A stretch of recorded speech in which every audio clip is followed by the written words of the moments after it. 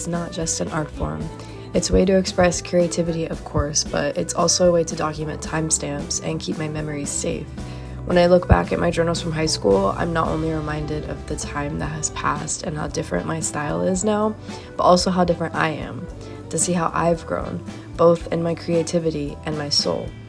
I know future me will look back at this spread and this video and feel the warmth of the Puerto Rico sunbeams, taste the best coconut ice cream there is, hear the echoing of Puerto Rican music through the streets of Viejo San Juan, and smell the soul of the crashing waves that dance through the wind at El Morro, where history stands strong and proud.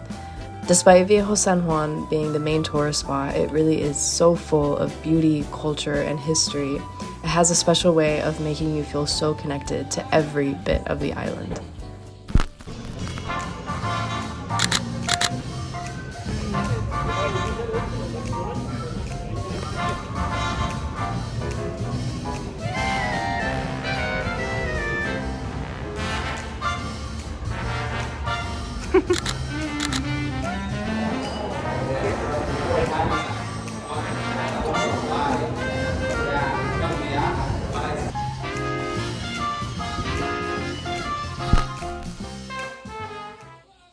So I had posted on my Instagram story a few days ago asking for some questions for a Q&A in my next YouTube video, and here we are. So let's answer some of those questions. One of the most common questions I got, so I'll just kind of put it into one answer, was what was your favorite thing from Puerto Rico aside from Paloma? And if you don't know, Paloma is my girlfriend. This is definitely kind of a hard question, if I'm honest, because there are so many amazing things here in PR. So I don't really know if I can choose one favorite thing, but I guess something that I'll just say, I really love and I'm going to miss so much because I know they won't be the same in Florida is pinchos. And if you don't know, pinchos are like meat kebabs in this special Puerto Rican barbecue sauce. And personally, I do chicken pinchos or pinchos de pollo. And they're just so perfect, so yummy, and you often find them at like food trucks on the side of the road. Personally, my heart belongs to the ones in Boquerón, CABO, ROJO. Even though I think that they all taste very similar, I think just the memories I have in Boquerón just make them so much more special. Another question was, what is your favorite show right now? Currently, I'm not watching any shows. I'm actually watching a lot of YouTube. I watch a lot of like Minecraft long plays with commentary. I'm also currently rewatching Sean, aka Jacksepticeye's playthrough of all of like the Chilla's Art horror games, which I highly recommend if you're into stuff like that. They're really good. But yeah, I'm not watching any shows right now. However, if I had to like pick a favorite show right now, it would definitely be Arcane. I'm not going to gush over it too much because if I do, I will not stop talking about it. But if you haven't seen it, what are you doing with your life? And if you have, please don't touch League. Don't do it, okay? I play, please don't play it. It's not worth your life. I promise you. Anyways, yeah, Arcane has my heart right now and forever. Winners love winning. That's all I'm gonna say.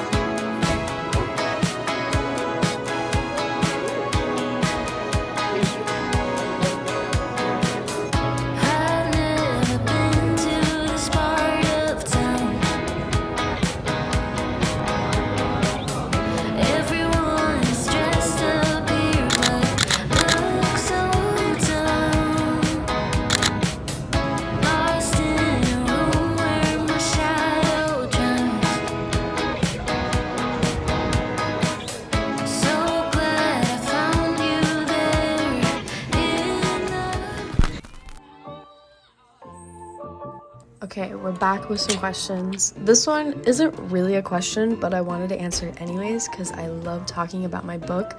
Someone just said you should talk more about your book. And it sucks because, to be honest, I don't really know what to say about it just because I don't have a synopsis written, which just sucks because I would really love to read it. But because I don't have that, I will try to describe it to you with some random sentences, if that makes sense. Okay, so here we go. The story starts out with a heist that obviously turns into something more. People who look like they came from the past are chasing after the main characters.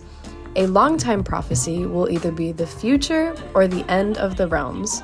A slow burn, sapphic, enemies to lovers sparks between my main character, Soren Alistair, and her bounty hunter, Ren Kalis.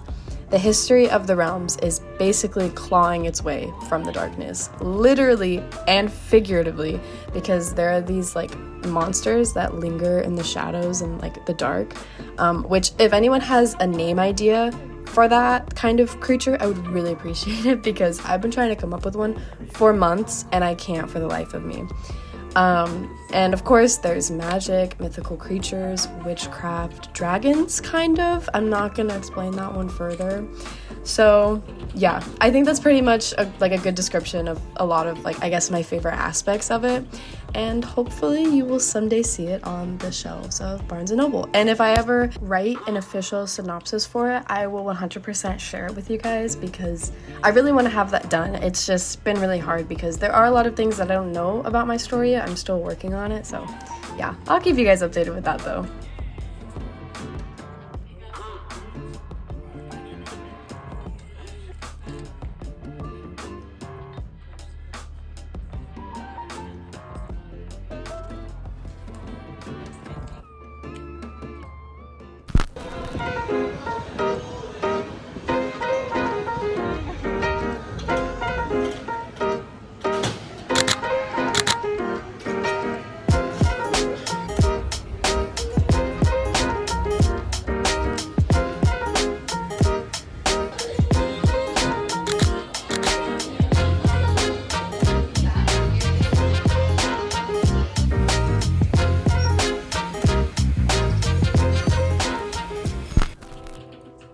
Another great question I got was, have you learned a lot of Spanish living in PR? And of course, claro que sí, I've learned a lot of Spanish living in PR. When I first came here, I only knew very minimal basics, and even though I still have a long way to go, I have for sure advanced a lot since our initial move, especially porque at work, I have to be speaking Spanish to communicate with customers. Pero conversational Spanish is like a whole different journey that I haven't mastered yet. Right now, I can take your coffee order, I can count from 1 to 100.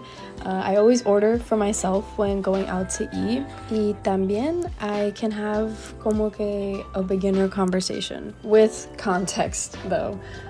It's been a hard learning process, but it's all been worth it. Another question was, what makes for a strong, long-lasting relationship? And I can easily answer this question. Like, it is so simple. It's literally just communication. That's it. Like, people say that a lot, but it's genuinely so true. Being able to communicate with your partner on terms of just having a meaningful conversation to, you know, if there's like some sort of argument going on or you guys disagree on something, being able to talk about that. It literally all comes down to communication. So that's my answer. Just communication is key. This might be one of my favorite questions. Someone asked, how do you make your space look so curated and cozy? And I love this question because I actually love interior design so much. And it's hard because, to be honest with you, I just decorate it. But obviously that's not really an answer. So I just came up with 3 things that I definitely always have in the back of my mind when I am decorating a new space.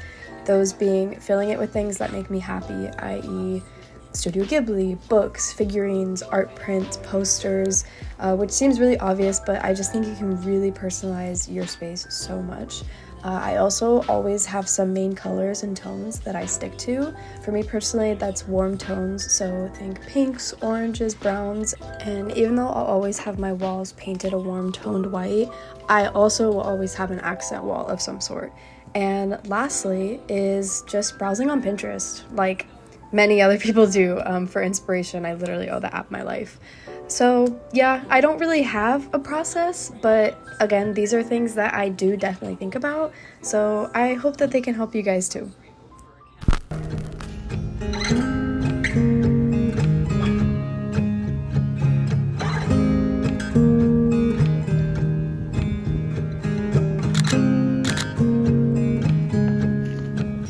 Getting to experience living where my partner grew up is something I am so thankful for.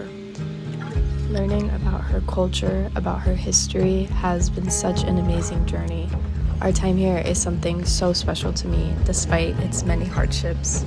Moving to PR was the hardest thing I have ever done. It was so different than what I was used to, which made it hard to appreciate it at first. But in my darkest moments, I heard my mom's voice.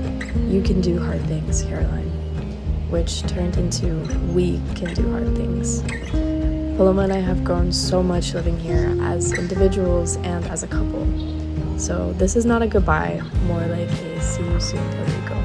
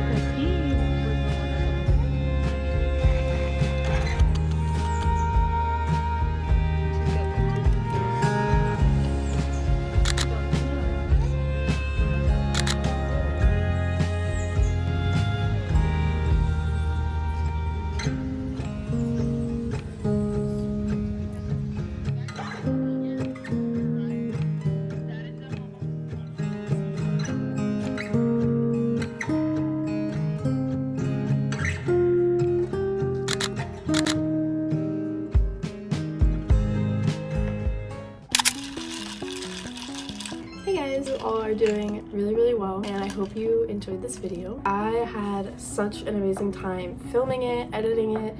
Well, editing it is always a little bit stressful. I am really proud of the outcome of this video, and I just know that it's going to be something that I look back on in the future and just feel its warmth and feel all of the emotions that I'm feeling now. It was really great to go and explore Viejo San Juan for one last day because, you know, for those of you who don't know, Paloma and I are going to be moving back to Florida. It's kind of unfortunate timing to be moving back to Florida considering everything going on in the US right now. Puerto Rico is part of the US, but it's very it's just very separated, you know. I mean, literally and figuratively, it just isn't. I don't know how to explain that very well. It just, things that go on in the continental US just seem so far away. With that being said, I did want to just make a small comment to just kind of tell my people, my community, that, you know, I want my space to be somewhere that is peaceful and warm and positive. I want this to be a safe space for people, especially in such scary times, because it is scary times. There's, you know, a lot going on in the world and, you know, especially in the US right now. So I do just hope that, you know, this community can be a sort of safe space for you guys, because I know that I need it. I know that I need it. There's, you know, lots of stuff going on, so just wanted to put that out there. Before I finish this video off, there's one more thing that I just wanted to talk about really quick. As you guys know, I talk about Boquerón a lot.